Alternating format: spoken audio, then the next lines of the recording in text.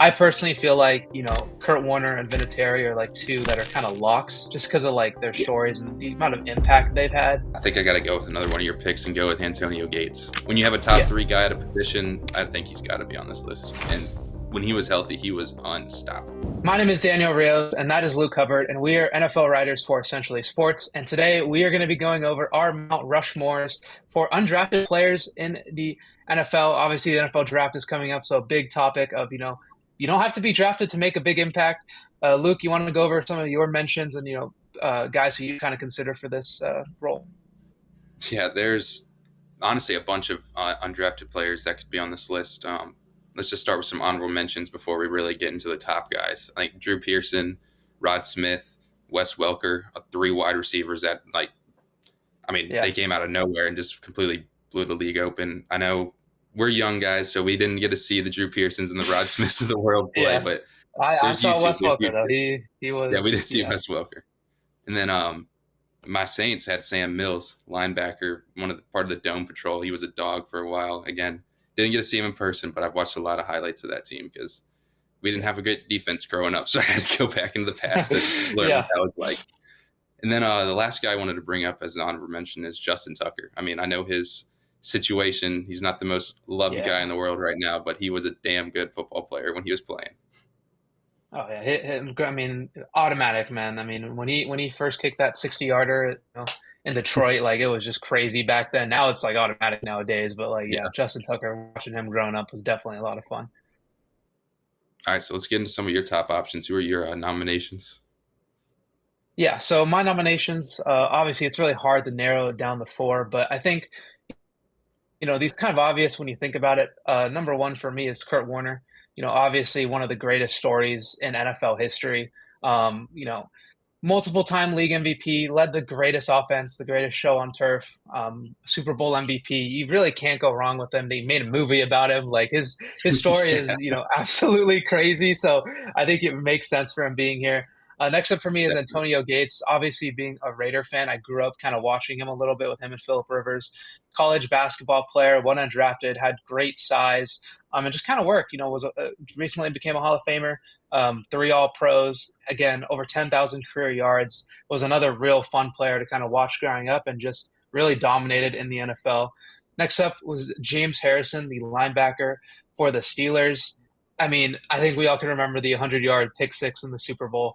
That's just an iconic play and, NFL history and just Super Bowl history in general. But he was a big factor in that Steelers defense in the early 2000s to the 2010s. Very dominant player. And then I think, honestly, was probably be top 2 for me with Warner and him is Adam Vinatieri. I mean, this guy is responsible for 2 Super Bowls with just solely his leg. Like, he was an absolute machine for that, Patriots dynasty, and a big reason why they were able to win a ton of close games. Like Tucker, like you also mentioned, like having a clutch kicker is so important. Vinatieri, 3 All-Pros, and he really deserves to be on this list just for the amount of impact he made throughout his career.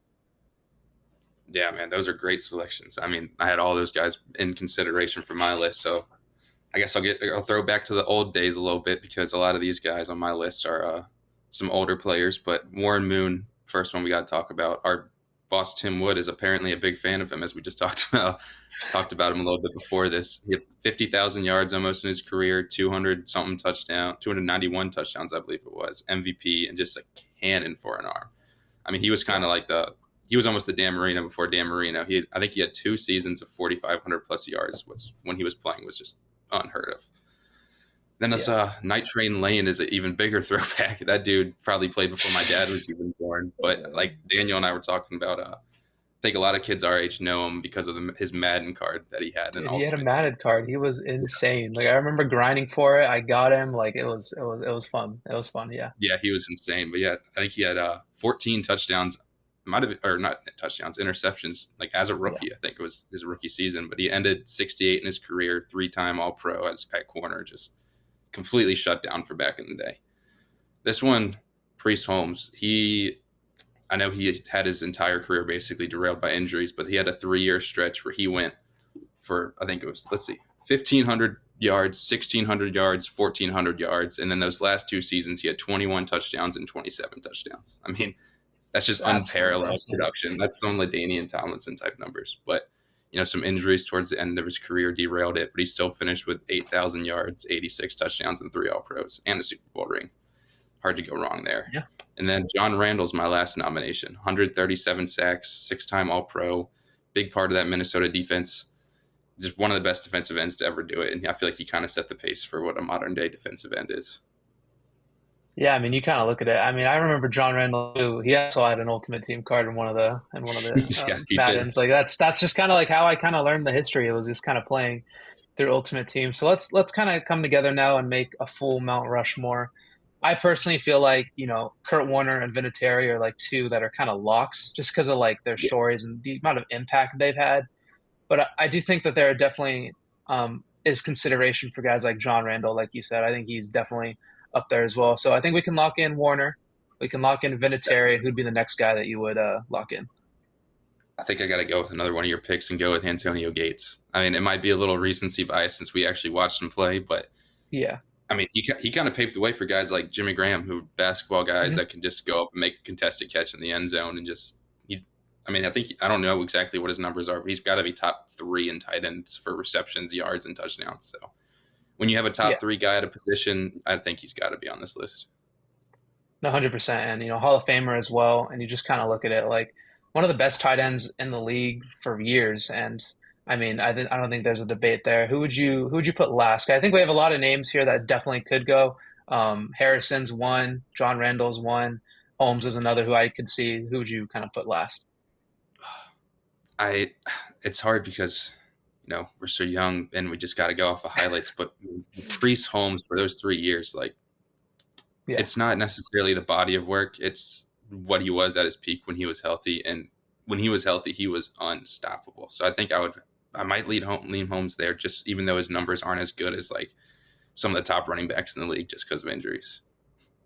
No, yeah, I mean, but you look at it though, like when he was healthy, like he was very dominant. Obviously, we weren't there to watch it in person, but we have highlights, like you said, we have stats, and his stats and highlights are absolutely crazy. So we're gonna end off with the Mount Rushmore. Kurt Warner, Adam Vinatieri, Antonio Gates, and Priest Holmes are the four that we ended up deciding on. You like that? You like that Mount Rushmore list?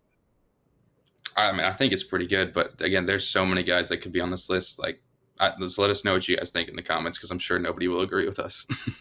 Yeah, make sure to let us know in the comments. I'm sure there's always someone who's going to disagree and say like, "Oh, you're too young," but we have YouTube, so I don't know what you want us to do. We We got higher we quality make do with videos what than we y'all got. probably watch. Yeah, yeah. So make sure to let us know how we did in the comments, and thank you for watching.